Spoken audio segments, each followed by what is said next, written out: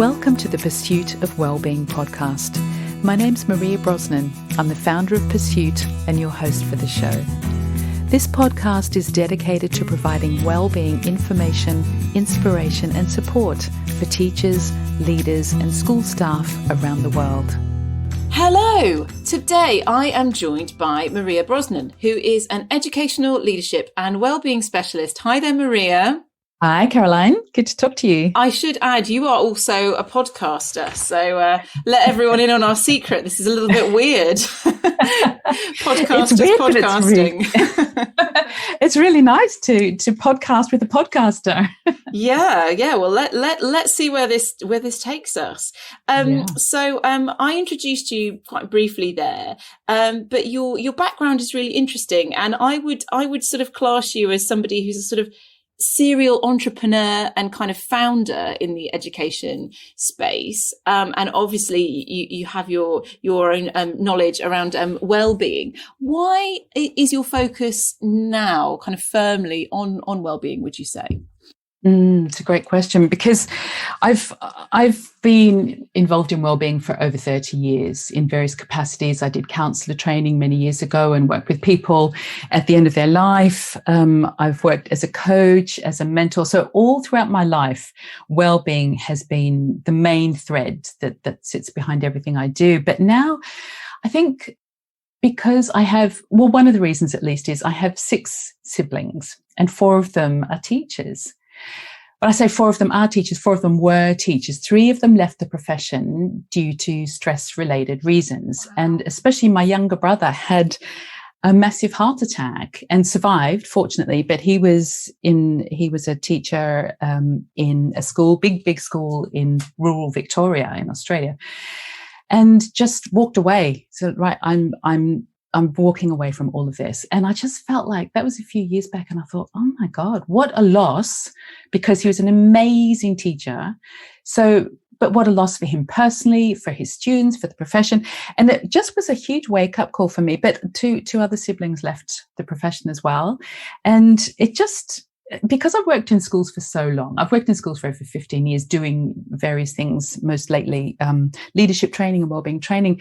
And when I work with SLT, I see these themes again and again and again. And so it just felt like shifting the focus to, especially in the last year, but really offering my support as much as I can for schools for people in schools to manage their wellbeing.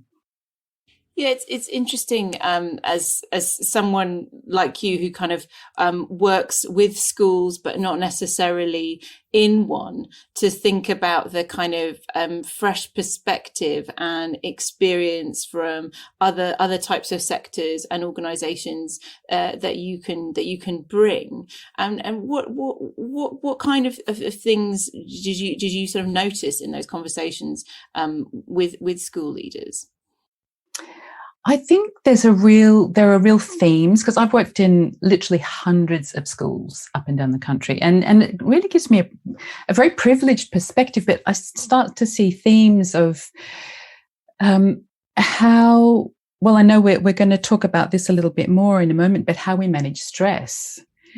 And there's a real tendency, because I do training around having successful, difficult conversations. And there's a real tendency to shy away from them, to not want to have them in the first place. But then secondly, to very quickly jump in and say, how can we support you with this? What can we do? What can we put in place to help you? And there's a real tendency to overcare, to over-respond in a situation like that, sometimes to assuage our own guilt and feeling awful about having to tell somebody that something is not up to the standard you'd expect, for example. But it really got me thinking about, what is it that people find so stressful about having a difficult conversation, or telling people, communicating difficult things clearly? What is it that's so difficult about that? And so that was one theme that I really noticed again and again and again. And the second theme I noticed was really around, I'll use the word unwillingness, but I don't mean that unkindly, but a real lack of self-care. It's like such a degree of wanting to care for others and, That can be our colleagues, our children and young people, their families, everybody involved in school, all of the stakeholders. There's a real willingness to care for those people. And that's not balanced by a level of care for themselves. So those things started to really come to mind and think, what's happening here? What's going on? And what support is really going to be helpful? Yeah, I think it's really interesting, particularly that those ideas around care and self-care, and sort of thinking a little bit about obviously you've had some experience working in companies and setting up your own companies, and I think sometimes there's a kind of feeling that people who work in the public sector and for the public good just have this limitless resource of putting everybody else's problems and concerns above their own. And I think if we've learned anything about ourselves in the last year or so, it's that really that whole piece about you can't pour from an empty cup, and that it isn't selfish to look after yourself, but I think it can often feel like the culture or the environment that you're working in is because everybody is so caring, and particularly if you're the leader, you have to be the most caring of everybody else, and it really doesn't do your own well-being any good there. And there's a real tendency to think of self-care in a very tokenistic kind of bubble bath, and scented candles kind of way. And, don't get me wrong, I love both of those things. And I think both of them have important and lovely jobs to do in our life. But we're talking really deeply here about our physiology and our biology. And when we're knocked out of balance, like what happens when we experience stress, we can really be knocked out of balance. And our bodies will do everything they can to help us get back to balance. But only for so long. If anthropologists look back at our caveman ancestors from, 200,000 or 300,000 years ago, and they would say that our ancestors would have experienced stress 2 to 4 times a week. There would be a predator that would come into their camp or their home, cave, and they would have to respond to that 2 to 4 times a week. How many times a week? How many times a day do we need to respond to stressors? And perhaps it would be useful to even say what do we need? Well, I think there are 3 things we need in order to experience stress. The first one is there needs to be a stressor. So something needs to happen first and foremost. And what might be a stressor for me might not be a stressor for you. Some people might think public speaking is worse than dying. There's a statistic around that. So there is no universal stressor. The second thing that needs to happen is that we respond in some way. Now, a lot of the times that's automatic. So if we step off the curb and there's a bus coming, we automatically, we have a stress response to that. But not always. So if we get a nasty email, for example, or if we're in a conversation that's difficult, we get to choose in that moment. And it might be a microsecond that we get to actually think, hang on a sec, I'm not going to respond inappropriately here. I'm going to choose my response. So that's the second part, is there are many, many times we get to choose our response. But then the third part of that is that we have a biological response to that. And we trigger the so-called stress response. And the interesting part of the stress response is that it's known really as the fight or flight response. And that was made famous by a man called Walter Cannon in 1932. And he was a physiologist and a professor at Harvard Medical School. And he was doing his research on stress and what was happening. They were doing a lot of research around homeostasis and balance in humans. So he was trying to figure out what threw people off balance. And so he came up and coined the term fight or flight. And that's become the common language that we use around stress. But something really interesting about his research that started to emerge in the 80s and 90s was that he researched almost entirely male members of the species. So it could be mammals like rats or dogs or other animals, horribly, but anyway, but people, men. So when he was doing his research, he was finding that the male response to stress was fight or flight. And there was a woman called Shelley Taylor in the 80s and 90s doing her research and came up with a hypothesis, a theory that females respond very differently, and females would respond with the tend or befriend response. So again, if you think of our ancestors in a tribal culture or in a small village culture, if there was a threat or a predator of some kind, women's primary role was to protect the offspring, because that was survival instincts would kick in there. They needed to protect themselves and their offspring, especially if they were pregnant or nursing or they had children to care for. Their biological response, pardon me, their biological response would be to tend to their young and themselves in order to protect the tribe or their families. And then befriend, so to work with others, to offer support to other family members, others outside the community.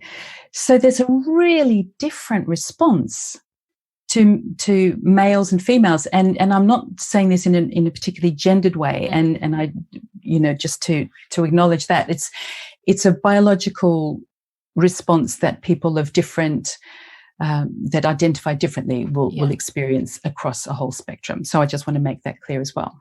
Yeah, that's really fascinating to think about, and obviously, like, our understanding of a lot of things to do with science, design, and other things have been shaped by the fact that that research and those conversations have been dominated by men for a considerable chunk of history. Yeah. And I don't mean that to even be, sexist or feminist or anything like that, because many drug trials still to this day are carried out on men primarily, because women's biology changes so much across the course of a month.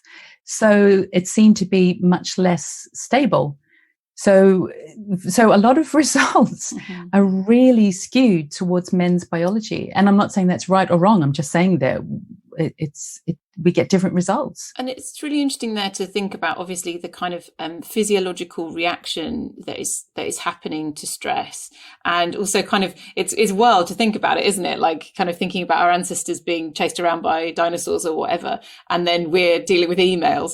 It's it's crazy. But and there's been well documented the sort of interrupting effect just receiving an email can have on you, even if it's something that's relatively neutral. Just having that extra awareness and that extra thing go off, and it's been amplified across the 1,000 different platforms of social media interaction that we're all doing with each other. But it is quite strange to think about those different things, but that's driving that physiological response, but that some of what is associated with kind of well-being, if you like, is a bit more our environment and the other people around us, and the kind of the culture that we're in.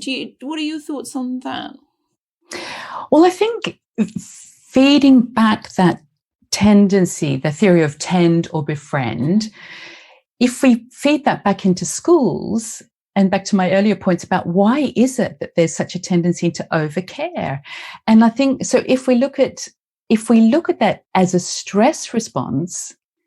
So it's not to say that women or females across any population, but women are absolutely just as likely to experience the fight or flight response under certain circumstances. But their overall tendency then is very quickly to get into the tend or befriend. Who can help me with this? How many times? I mean, I just look in my own family. If I'm stressed out, I will want to talk to somebody. I'll want to typically call a friend or my sister or somebody and deal with it. So in schools, there is a natural tendency to want to tend to the people that we care for.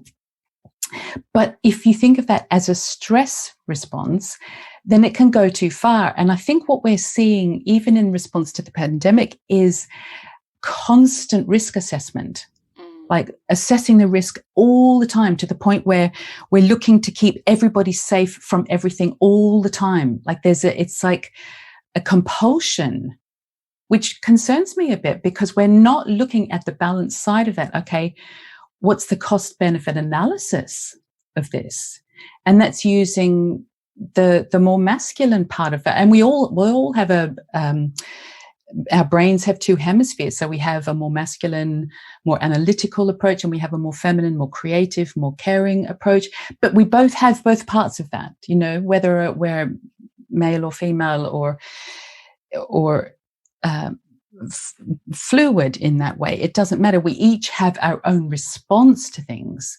So my concern is that if we are, as women, becoming so so cautious about risk, we're not looking at the whole picture. And so that's my concern about that. Yeah, and I think that risk assessment, etc., is an interesting lens to apply, because obviously, particularly people in school leadership do feel enormously responsible for everybody in their school and connected with it all of the time. But then to have that extra layer and danger, and people feeling they literally held people's lives in their hands on a daily basis, that it's going to be difficult to turn off from that in some ways. Yeah, and even that language is it's very, very emotive and very frightening. And that can trigger the fight or flight response, because that's really frightening language. Yeah. And I think what we can do to step back from that a little bit is to apply some logic, look at some facts, look at some data. Okay, over the course of the past year, we know that people under the age of 70 that don't have any other comorbidities really have an extremely high, over 99% survival rate from coronavirus.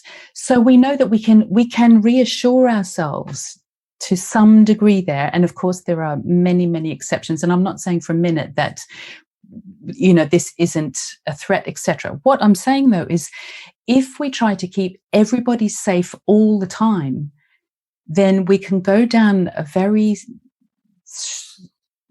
small rabbit hole, because when we're stressed, we can become myopic. Yeah. That's part of the biology. Our focus becomes very tight, very narrow on the problem that we're trying to solve. And there's, our pupils change, etc. There's a whole biology that goes around that. So our focus becomes very narrow. However we respond to stress. So my suggestion would be to sit back a little bit and look at the bigger picture again, if we can. And I think what that leads to, I think that answers some of the question then around why we're so willing to care for others and not ourselves, because that's showing us that we're stressed. Yeah. Because I can feel that myself. When I start to worry, I can wake up at 4 a.m. and worry about the whole wide world. But that doesn't help anybody. It certainly doesn't help me. And I'm not saying for a minute that we'd stop caring. I'm just saying when we overcare, it feels like that's when we're caring the most, when in fact that's tipped into a stress response. So how do we come back from that a little bit? How do we use our curiosity? How do we use our logic? How do we look at the situation in front of us and say, okay, what's required of this situation? And apply some more logic rather than this emotional, very heavy-handed risk assessment. Yeah, and that's kind of what I'm interested to explore, because I think what you've outlined really well there is stress and the impact that it has. But recognizing, people still do incredible work when they are stressed. It can obviously inhibit what they're doing. But how do you get to that point where, as you say, you can apply some creativity and solve a problem? We can't necessarily stop feeling stressed. As we said, these are kind of natural biological responses, but schools are very creative places that are there, and these problems do get solved. So how does that work? I completely agree. And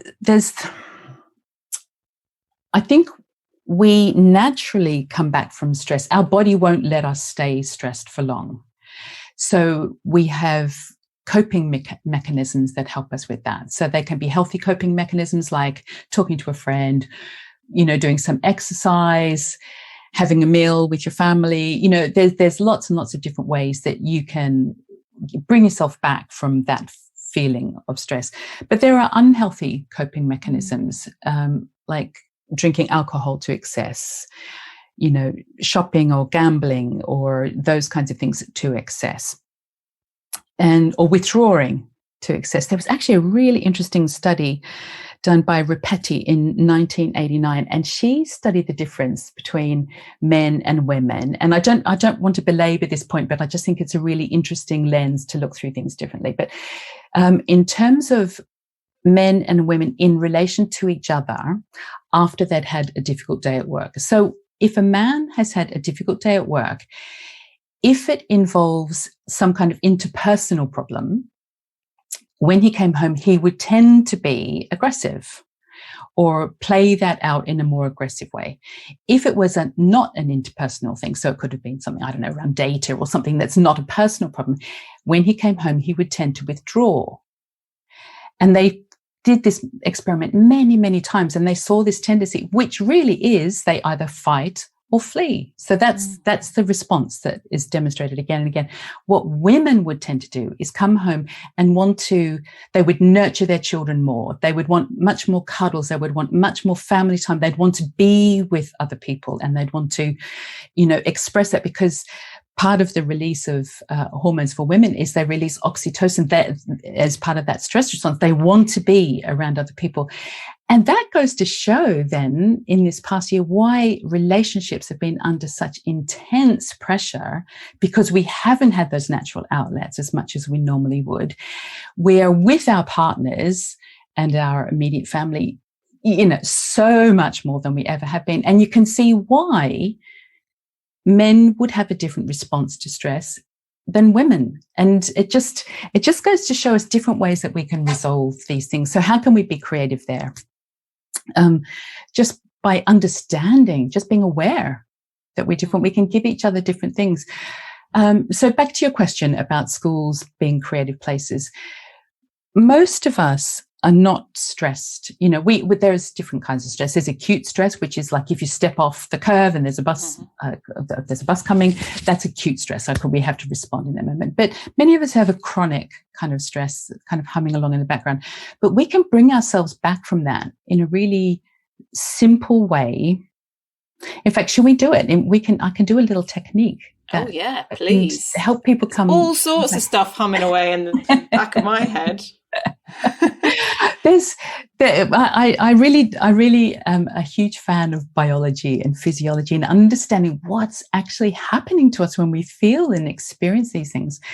And so a really simple thing you can do, and to our listeners, if you're driving, please don't close your eyes, or if you're cooking or if you're walking the dog, just please take care of your own personal safety. But if you can, just sit down quietly, put your feet on the floor, and just feel your body in your chair. Just take a moment and just take a really gentle breath in through your nose and a gentle breath out through your nose. And as you just slow down your breathing, as you just sit and settle into your body, feel your feet on the floor, feel your body in your chair. And you can do this even if you are walking the dog or driving, but please keep your eyes open. But just feel yourself present in this moment. And just as you're slowing down your breath a little bit, I want to invite you to just put your attention and your focus in the area of your heart, in the center of your chest. And just putting your attention there as you keep your breath flowing slowly and steadily in to the count of 5, say, and then out to the count of 5.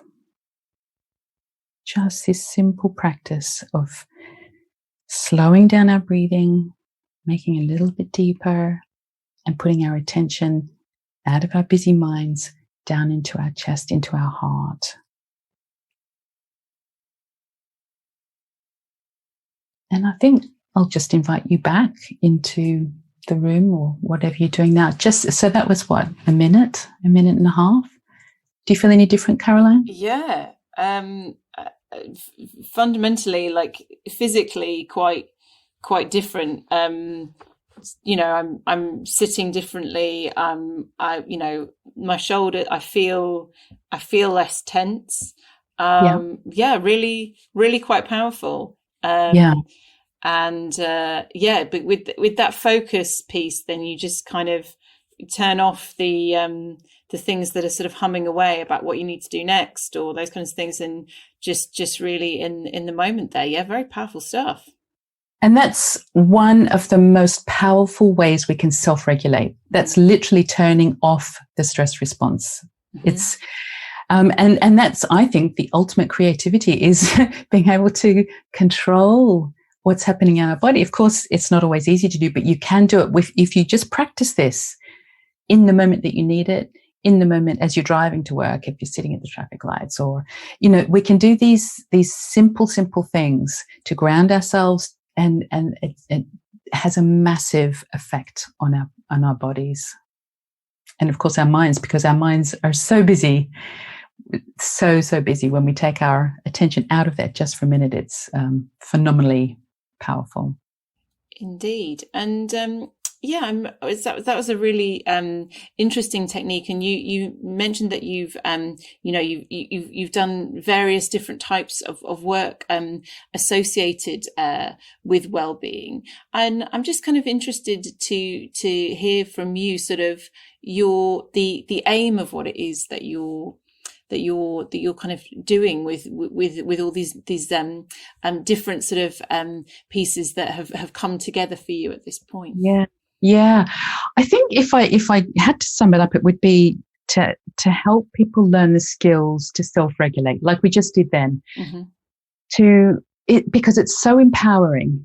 If you know that you can change your biology, you can change your state of mind, you can change your emotional state in a couple of minutes through some controlled breathing, or not even controlled, conscious breathing, then that's an incredibly powerful tool. And so that is what I'm trying to do, is help people understand then, because if you say, we'd say to somebody, even if a child is upset, you say, come on, take a deep breath. And, we know these things. But I think if we take that one step further, if you know why and how they work, then we're much, much more likely to apply them. So I talk quite a lot about the nervous system, quite a lot about our brains and our hearts, and how all of these things work together, because we have the most incredible bodies that do incredible, miraculous things all day long. And if we just tune into them a little bit, we just have a different experience of life. So what my work is really about, helping people understand that and how to self-regulate. So that's, really deep. I say really deep work in comparison to chocolates on the staff room table. Not that we all don't love chocolates, but I think we all love chocolates. There's no judgment whatsoever. But that's a very tokenistic approach, and what I'm talking about here is quite a different approach to well-being. And I think what's interesting,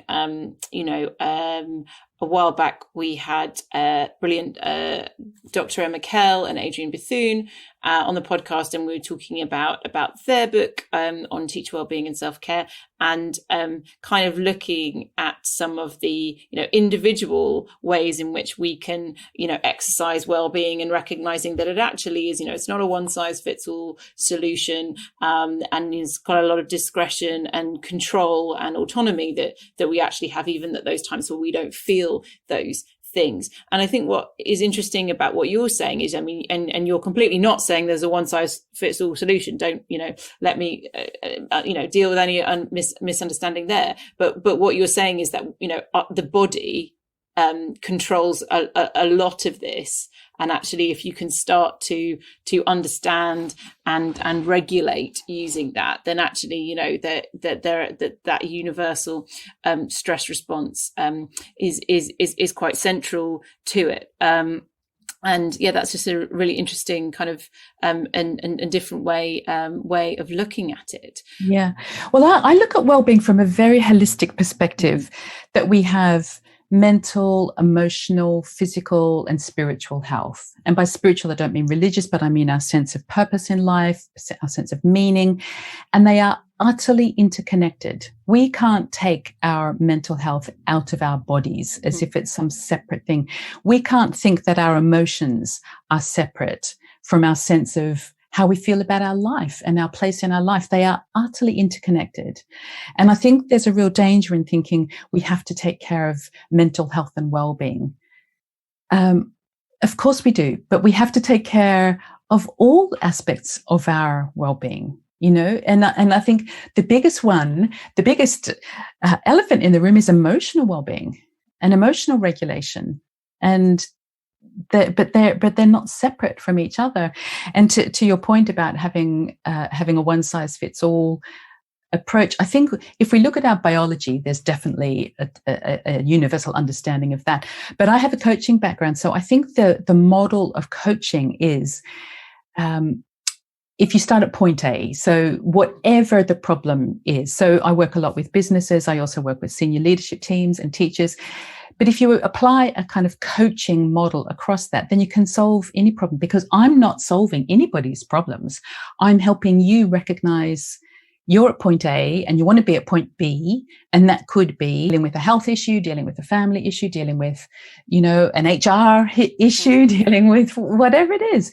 But that's point B, right? And so what's the journey to get from point A to point B? And what are the obstacles in the way? And by recognizing the obstacles and by having a clear idea of where it is you want to go or what you're trying to achieve, then you're much, much more likely to achieve it. So what might be, a really great self-care program, whatever you want to call it for you, it might be will be entirely different to me. You've got a small daughter. I've got a big daughter. I have a different pressures on my time than you do. I enjoy different things than you do. So I would never say, Caroline, the most important thing for your well-being is X, Y, Z. But I would say, where are you now, and where do you want to be, and what could you do on that journey that will help you? And I think what's so important and different about coaching is recognizing and how do you want to feel when you get there. It isn't saying you've all got to get to this point because that is what success looks like. And but it is really fascinating how coaching can it starts with you and it ends with you, really. The coach is there as a guide. Because, we have inner wisdom that we can tap into when we get quiet, when we give ourselves some time and space to walk in nature or to practice some mindfulness or just to have some quietness. We can tap into our innate wisdom, and that's where the answers are. And anybody can help facilitate that. I mean, a coach, etc. But that's ultimately what we're tapping into. And for me, it's kind of the antidote to comparing with other people all the time. And obviously, social media is a factor in every life and in every profession and all of these other things. But there's a lot of educators on Twitter, and a lot of people, how do they manage to do this and this and this and write a book and and all of these kinds of things. And I think when you kind of put your frame of reference down to you working with a coach and kind of tune out some of that those things, that is really helpful way of thinking about your next step, and feeling like you're controlling more of your career path and your happiness and your relationship with other people, and like you say, a kind of holistic view of well-being. Yeah, definitely. And I think it would be interesting to think about the impact of the pandemic. I don't know, how has your work changed over this year? Well, it's changed dramatically because I haven't been into a school since March, over 12 months ago. So That feels like a great loss, actually, because I really love school environments, and I'm so fortunate to have been into so many. So I really do miss that. But it has meant that I've put all my work online. So I have an online course. I did write a little book last year called The Pursuit of Sleep for teachers, because I know that so many teachers were struggling with sleep, teachers and leaders. And again, I talk about stress and the anthropological response to that, if you imagine our caveman ancestors 250,000 years ago, admiring the stars and the full moon before bed, and then hearing the rustle of a predator in the grasses outside, they would trigger the stress response, and they'd, go back to their cave for safety. But as long as they knew that the predator was there, they would stay awake, because that's part of the stress response. So sleeplessness is a feature of the stress response. If you think of it in that terms, it would keep us awake as long as we needed to be awake to keep us safe. But the flip side to that is we have exactly the same biology and physiology as our ancestors did. And if we've had a stressful, busy, exhausting day, those hormones of stress stay in our bodies for hours and hours. So we have a stressful day and we lie down in bed and expect to go to sleep. It's like having a pint of espresso in our bodies, because it's designed to keep us awake. So my whole message around the work I do is meant to, how do we learn the skills to manage stress all throughout the day? How do we choose? Like I said right at the beginning, there's 3 things that are required for stress: a stressor, and there's no universal stressor. Our response is number 2. So how do we manage our response? Can we take a breath in that moment? Can we take a breath? Can we just calm ourselves for a moment and then respond? Because the more we do that, the less we're going to trigger our own biology and trigger our own stress response. So that's my global message.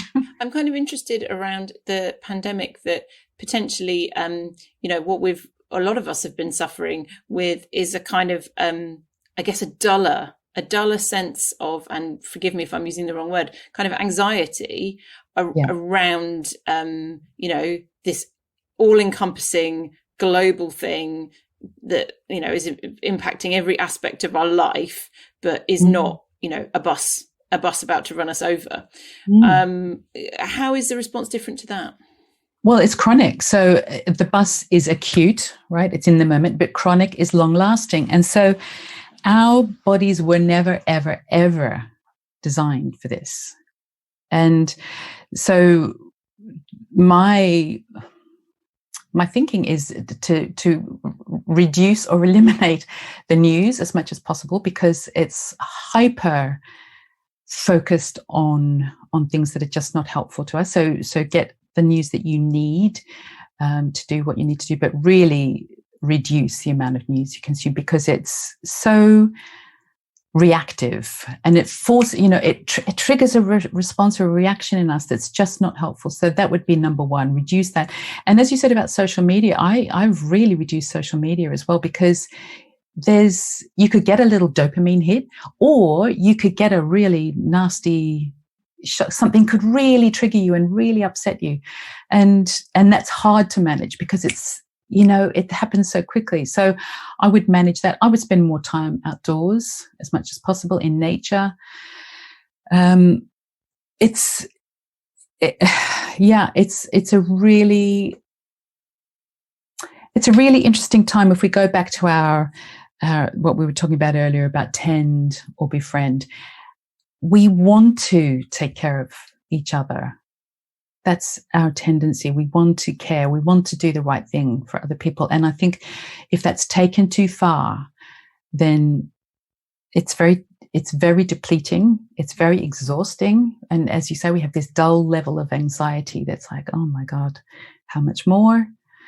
And it has been interesting, hasn't it, with the sort of waves of lockdown, and you kind of feel like in the first wave, everybody was, and we could do this on Zoom, and let's have a pub quiz, and, and all the stops pulled out, and, we make the best of it.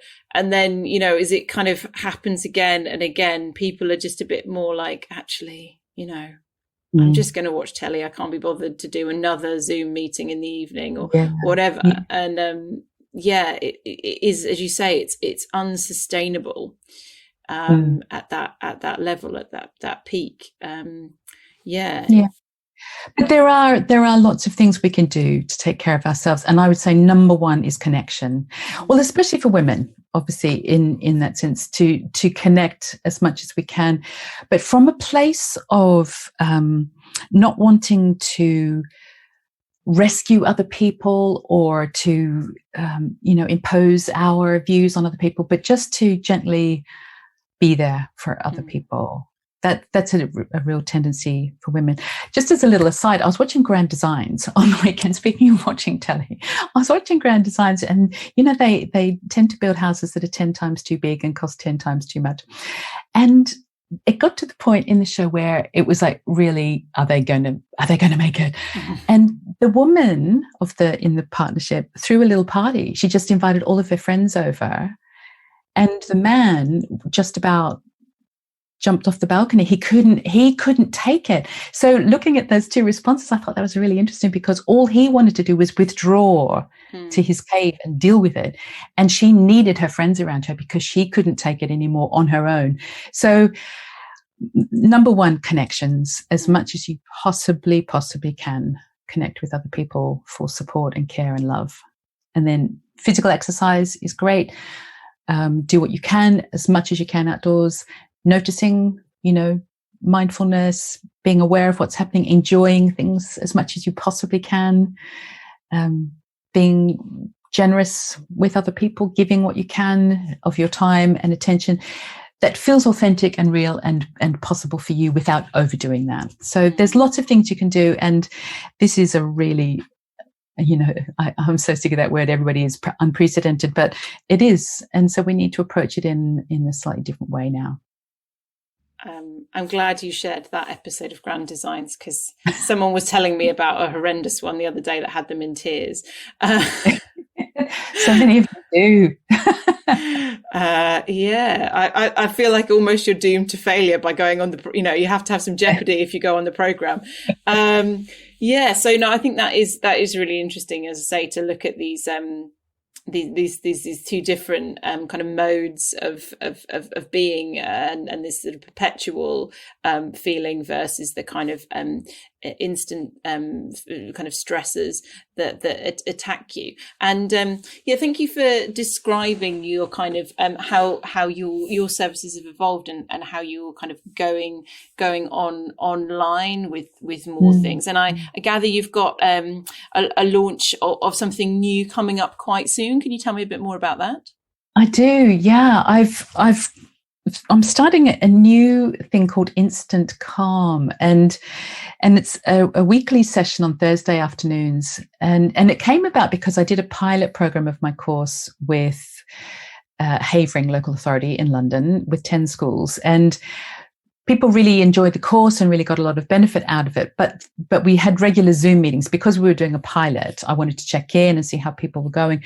And many people said that those Zoom meetings were as helpful as the course. So I thought, because we do need human connection. Doing an online course for wellbeing is all well and good, but we need some human connection as well. So I've been thinking about that a lot. And so that's what I'm launching on the 15th of April. And you can find out more information on my website, which is pursuit-wellbeing.com. But I'm keeping it as absolutely affordable as possible. And what it will be is very simple techniques like we did earlier in the podcast, where I'll explain what's happening in the body, and then we'll do a little something together.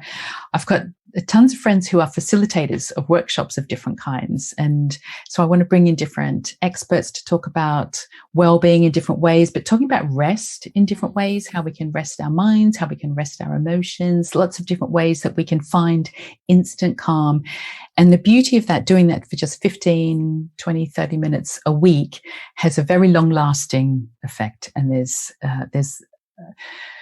you can take those exercises that we'll be doing on Thursday afternoons straight back into your classroom, into the office, into your home, and it will impact your well-being. We have a lot of evidence and research that we've built all of this on.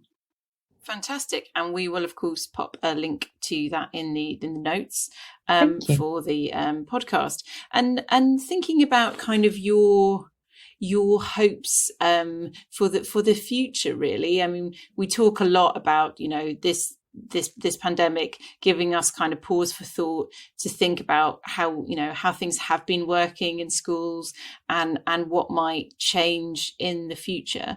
What are your thoughts there, and what would you like to see change? I think that's a huge question, but I think I'll answer it with a little story from the Vietnam War.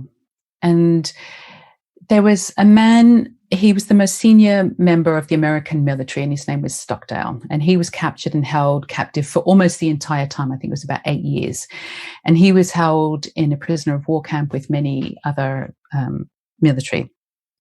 And so he took charge of his men and set up a system of communication. And I think most of them was held in solitary, so they able to communicate by tapping on pipes. And he set up a system to take care of each other. And he was able to get messages out in code through letters to his wife, etc. And he was interviewed many years later and asked, how did he survive that time? And he said, because he was willing to look at the brutal facts, at the harsh reality of what he was facing. But he was also able to see a brighter future. He never lost sight of a better future. And it's that paradox. It's become known as the Stockdale paradox, to be able to hold kind of the horrors of what he was experiencing in one hand, with never losing sight of a brighter future. And he made a decision at that time that was going to be the defining experience of his life. And that's what I've tried to do myself, is to be willing to look at what's happening and the horrors of what's happening, and the far reaching impacts of this, well beyond the virus, into other people's lives, and but also looking to see a brighter future. And I think as we come out of this, there's lots of things that can change and could change and will change. And I think if we bring our best selves to it and bring our optimism and our compassion and our kindness to it, and a willingness, then I think we can create a better, brighter future for us all.